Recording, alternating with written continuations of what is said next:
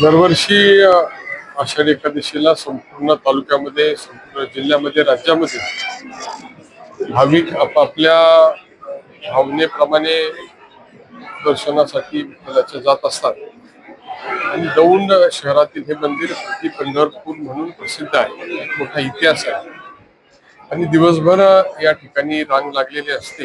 विठ्ठलाचं दर्शन या परिसरातील भाविक घेत असतात. विठ्ठल कृपेने दौंडचं योग्य नियोजन करण्याचा आमचा सगळ्यांचा प्रयत्न चालू आहे आणि त्या सगळ्या वाटचालीमध्ये ही सगळी ट्रस्टी मंडळी प्रामुख्यानं अतिशय चांगल्या प्रकारे या परिसरामध्ये या सगळ्या उत्सवाचं नियोजन करतात. या परिसरातील भाविकांना सगळ्या सुविधा व्हाव्यात, शिस्तबद्ध पद्धतीने हा दिवस संपन्न व्हावा असा प्रयत्न चालू असतो आणि आम्ही सगळे मिळून पुढच्या काळामध्ये या भागाचं, या संपूर्ण परिसराचं, मंदिर परिसराचं एक चांगले नियोजन करण्याच्या संदर्भातली माझी चर्चा झालेली आहे.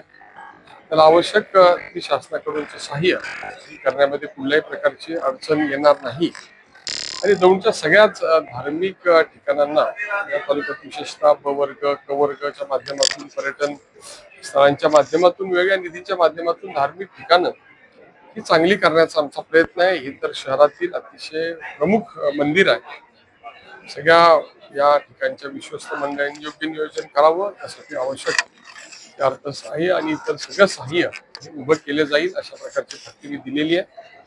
आज ज्या पद्धतीनं त्यांनी नियोजन केलं त्याबद्दल त्यांना धन्यवाद आणि भाविकांनी सुद्धा अतिशय शिस्तबद्ध पद्धतीनं आजचा हा पवित्र दिवस संपन्न केलेला आहे.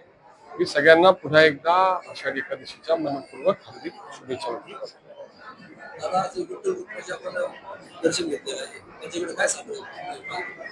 साकडं हे दरवर्षी आपण साधारण हा मान्सूनच्या नंतरच्या त्या दरम्यानचा कालावधी असतो आणि पावसाची अनिश्चितता यावर्षी आपल्याला पाहायला मिळाली आणि पाणी हे जीवन आहे आणि पर्जन्यमान चांगलं राहिल्याशिवाय या परिसरातील शेतकऱ्याचं अर्थकारण गतिमान होत नाही आणि त्याचा परिणाम हा संपूर्ण या परिसरातील अर्थव्यवस्थेवर होतो. त्यामुळे चांगला पाऊस व्हावा, शेतकऱ्याला चांगले दिवस यावे आणि शेतकऱ्यावर आधारित असणाऱ्या सगळ्या व्यवस्थेला गती परमेश्वरानं विठ्ठल कृपेने द्यावी अशा प्रकारचं साकडं घातलेलं आहे.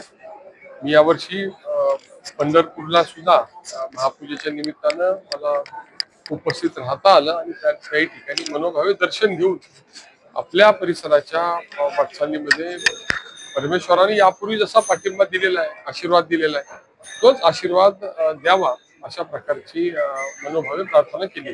मुख्यमंत्री देवेंद्र फडणवीस यांच्या आपण निकटवर्ती आहे, तर देवाभाऊंना दिल्लीमध्ये बोलवलं आहे. आपल्या महाराष्ट्रासाठी काही गुड न्यूज वगैरे काय आहे?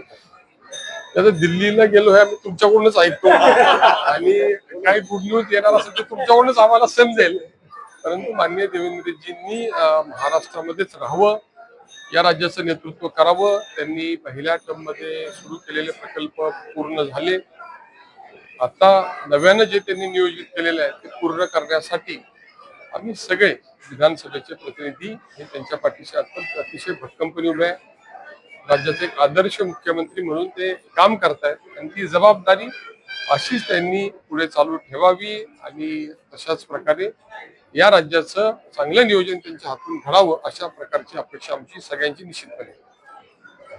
म्हणजे